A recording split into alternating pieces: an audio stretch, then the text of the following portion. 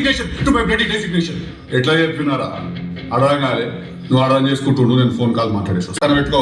నువ్వు పంపించిన పందులందరినీ 10 నిమిషాల కథం పట్టించిన. ఇంకోటే పంపో. నేను ఈడనే కూర్చుంటా, ఆయన ఆడనే ఉంటాడు.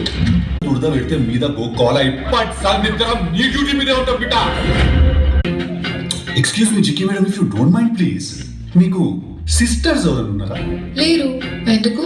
ఏలే గ్యాపుల మ్యాప్ అన్న షాదీల తమ్ముని భారత్ కూడా కానిచ్చేద్దామని. చూడరు ఎత్తుకోరు.